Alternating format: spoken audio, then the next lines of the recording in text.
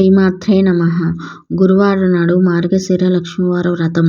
ఒకనాడు నారద మహాముని పరశురాముడు త్రిలోక సంచరిస్తూ సేద తీర్చుకోవడానికి భూలోకానికి ఒక గ్రామానికి చేరుకున్నారు.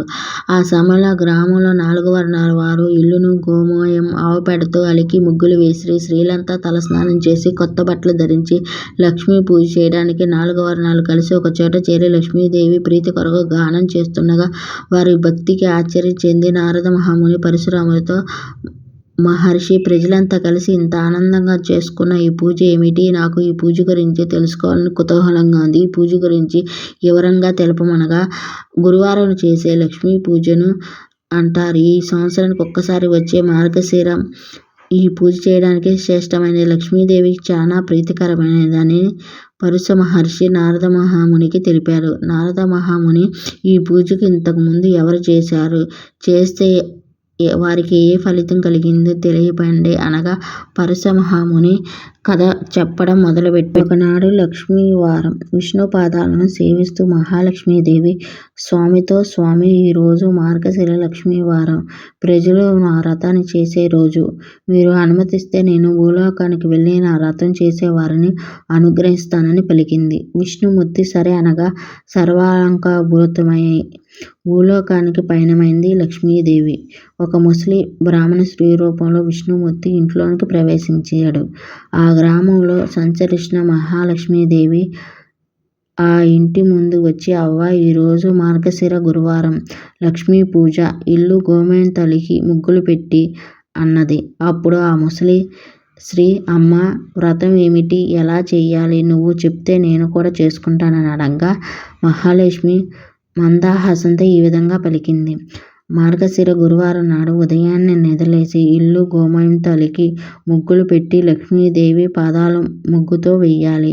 కొత్త కొలత పాత్రను తెచ్చి కడిగి ఎండలో ఎండబెట్టి దాన్ని వివిధ రకమైన ముగ్గులతో, బొమ్మలతో అందంగా తయారు చేయాలి. శుచిగా స్నానం చేసి ఒక పీటను తీసుకుని దాని మీద కడిగి దాని మీద కొత్త ధాన్యం పొయ్యాలి. దాని మీద కొలత పాత్రను ఉంచి పసుపు నీటితో కడిగి పప్పు, చెక్క, ఒక్క ఉంచాలి.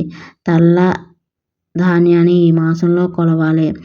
మనసులో కోరికలు చెప్పుకొని కొత్తగా తెల్ల ధాన్యాన్ని కొలత పాత్ర మీద పొయ్యాలి. ఎరుపు రంగు వస్త్రాన్ని దాని మీద ఉంచి ఎరుపు పూలతో పూజ చేయాలి. శ్రీ మహాలక్ష్మిని తలుచుకుని దీపారాధన చేయాలి.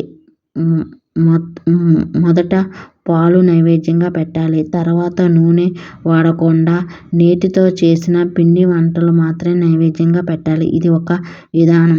లక్ష్మీదేవి అవ్వతో రెండో విధానం చెప్పడం మొదలుపెట్టింది. రెండో విధానం చాలా సులభమైనది. మార్గశిర శుక్ల దశమి నాడు ఈ గురువారం వచ్చిన రోజు నిష్ఠతో ఈ వ్రతాన్ని చేసి తప్పక సిరి సంపదలు వస్తుంది. ఈ వ్రతం నైవేద్యం పంచకపోతే మాత్రం లక్ష్మీ కటాక్షం లభించదు. మనసు నిర్మలంగా ఉంచుకుని 10 మందిని పిలిచి వ్రతం చేయాలి. పసుపు కుంకాలను పంచిపెడితే ఆ ఇంట్లో లక్ష్మి తాండవం చేస్తుంది. ఈ వ్రతం మాత్రమే కాదు, మరికొన్ని ఆచరించాలి. అవ్వ గురువారం ఉదయాన్నే లేచి పొయ్యిలో బూడిద తీయకపోయినా, ఇల్లు వాకిలి తొడవకున్నా ఆ ఇంటిలో లక్ష్మీదేవి నిలవదు. శ్రీ గురువారం నాడు శుచిగా మడి వస్త్రం ధరించి వంట చేస్తున్న ఆ ఇంట్లో లక్ష్మీదేవి స్థిరంగా ఉంటుంది. శ్రీ గురువారం నాడు పిల్లల్ని తిడుతుందో, కొడుతుందో, ఇల్లు వాకిలి చిమ్మదో అటు ఇంట్లో లక్ష్మీదేవి ఒక్క క్షణం కూడా ఉండదు. శ్రీ సాయం సంధ్య వేళలో గడపకు 2 వైపులా దీపాలు పెడుతుందో ఆ ఇంట్లో లక్ష్మీదేవి స్థిర నివాసం ఉంటుంది. దీపాలు పెట్టకపోతే లక్ష్మీదేవి ఒక్క క్షణం కూడా నిలబడదు. అంతేకాదు, ఇంట్లో ధనానికి, సంతానానికి హాని కలుగుతుంది. ఈ విధంగా గురువారం వండని పదార్థాలు నిషేధం. తిని అశుభ్రత తిరగడం, అత్తమామలను ద్వేషించడం, సేవించడం. లక్ష్మీదేవి ఒక్క క్షణం కూడా ఇంట్లో నిలబడదు, కాళ్ళు కూడా మోపదు. స్త్రీ గౌరవించబడుతుందో అక్కడ లక్ష్మీదేవి నివాసం అవుతుంది. ఉదయం లేవగానే మొహం కడుక్కోవాలి. అలా కడుక్కొని మొహం చూస్తే మహాపాతకం అంటుకుంటుంది. దక్షిణ దిక్కుగా కూర్చుని ముఖం పెట్టి భోజనం చేయకూడదు. అలాగే నిత్య దీపారాధన చేయకుండా ఇంట్లో భోజనం తగదు. పడిన తర్వాత తలకు నూనె పెట్టుకోకూడదు. అలాగే ఇడిచిన బట్టలు, మురికి బట్టలను ఎక్కడ పడితే అక్కడ పడవేయకూడదు. పెద్ద దరిద్రం. లక్ష్మీదేవి ఆ ముసలి బ్రాహ్మణునికి లక్ష్మీదేవి వివరించింది. ఆ గ్రామంలో ప్రతి ఇంటిని చూసి రావడానికి బయలుదేరింది. ఆ సమయంలో గ్రామంలో ఉన్న స్త్రీలంతా నిద్రలో ఉండడం చూసి లక్ష్మీదేవి అసహ్యించుకుని ఆ ఊరి చివరకు వెళ్ళిపోయింది. అక్కడ ఒక పేద స్త్రీ ప్రతిరోజు ఇల్లు గోమయంతో అలికి ముగ్గులు పెట్టింది. బియ్యం పిండితో ముగ్గు వేసి లక్ష్మీదేవి పాదాలు వేసి లక్ష్మీదేవి విగ్రహం దగ్గర నిత్యం దీపం పెట్టి ధూప నైవేద్యాలు పెట్టి పద్మాల్లో కూర్చోబెట్టి నిత్యం లక్ష్మీదేవి ఆరాధన చేసింది. పేద స్త్రీ ఆమెను భక్తితో మెచ్చి మహాలక్ష్మి ఆమె ఇల్లింట పాదం మోపింది.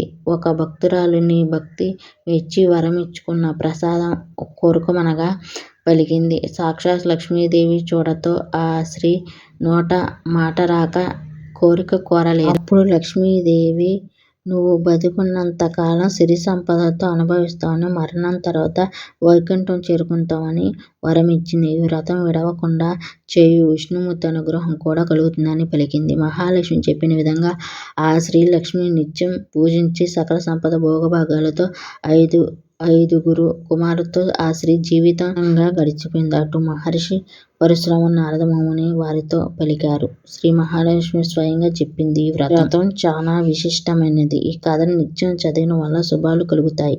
నైవేద్యాలు: 1వ గురువారం పులగం, 2వ గురువారం అట్లు తిమ్మనం, 3వ గురువారం అప్పాలు పరమాన్నం, 4వ గురువారం చిత్రాన్నం గారెలు, 5వ గురువారం పూర్ణం బూరెలు.